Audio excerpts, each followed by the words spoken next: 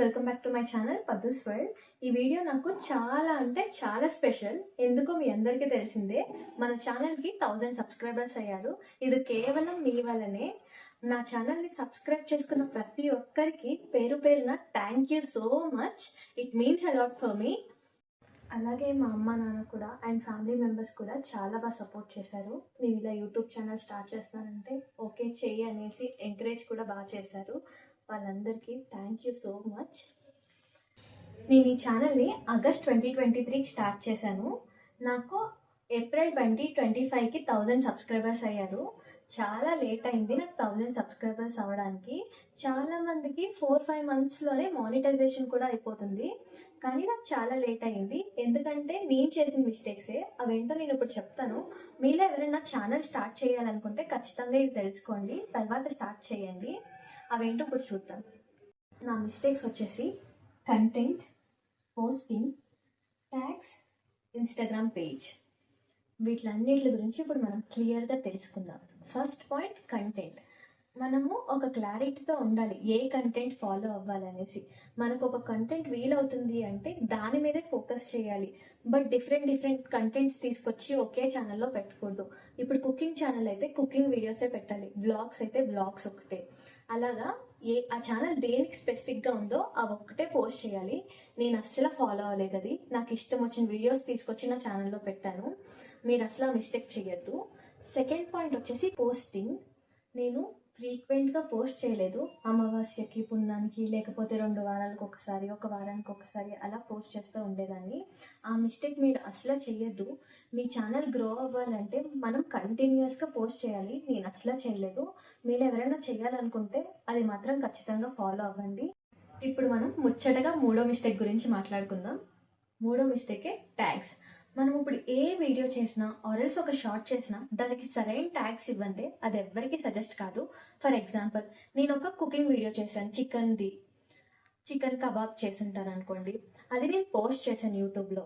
దాన్ని ఇప్పుడు ఎవరైనా రెసిపీ చేయాలనుకున్న వాళ్ళు సర్చ్ చేస్తే అది ఎవ్వరికి సజెస్ట్ కాదు. జస్ట్ బికాస్ మీరు దానికి ఏ ట్యాగ్స్ ఇవ్వలేదు. ట్యాగ్స్ చాలా ఇంపార్టెంట్ వేరే వాళ్ళకి సజెస్ట్ అవ్వడానికి. ఎప్పుడైనా ఎవరైనా దేని గురించి సర్చ్ చేస్తే మీరు ఎప్పుడైతే ట్యాగ్స్ ఇస్తారో అవన్నీ అక్కడ సజెస్ట్ అవుతాయి. అది ఎలాగో నేను చెప్తాను. నేను ట్యాగ్స్ ఎలా జనరేట్ చేస్తానో కూడా వీడియో లాస్ట్కి చెప్తాను. నా 4th మిస్టేక్ వచ్చేసి ఇన్స్టా పేజ్. ఇప్పుడు మనం చాలా మందిని చూసుంటాం మన చుట్టుపక్కలే. ప్రతి ఒక్కళ్ళు రీల్స్ స్క్రోల్ చేస్తానే కనిపిస్తారు ఇన్స్టాగ్రామ్లో, కానీ ఎవ్వరు యూట్యూబ్ షార్ట్స్ చూడరు. చాలా రేర్. ఇప్పుడు 100%లో 80% దాకా ఇన్స్టానే వాడతారు. ఎక్కడో 20% వైటీ షార్ట్స్ చూస్తారు. అలాంటప్పుడు మనం ఏం చేయాలంటే మనము ఫ్రీక్వెంట్గా ఇన్స్టా పేజ్లో కూడా పోస్ట్ చేయాలి. అక్కడ ఒక క్యూరియాసిటీ వాళ్ళకి బిల్డ్ చేస్తే వాళ్ళు వచ్చి మన ఛానల్ని యూట్యూబ్లో చూసే అవకాశాలు చాలా ఉన్నాయి. అందుకే మీరు ఒక ఇన్స్టా పేజ్ ఖచ్చితంగా మెయింటైన్ చేయండి. ఇవే నా మిస్టేక్స్ వచ్చేసి. మీకు కూడా హెల్ప్ అవుతాయి అని అనుకుంటున్నాను. నాకు 3-4 మెంబర్స్ కామెంట్ చేశారు అండ్ మెసేజ్ కూడా చేశారు, మీరు ఎలా ఎడిట్ చేస్తున్నారు వీడియోస్ అని. నేను ఇన్షార్ట్లో ఎడిట్ చేస్తానండి. InShot is a user friendly app. మనకి ఈజీగా అర్థమవుతుంది ఎలా ఎడిట్ చేయాలనేసి. నేను కావాలంటే లింక్ డిస్క్రిప్షన్లో ఇచ్చుంటాను యాప్ది. ట్రై చేయండి ఒకసారి.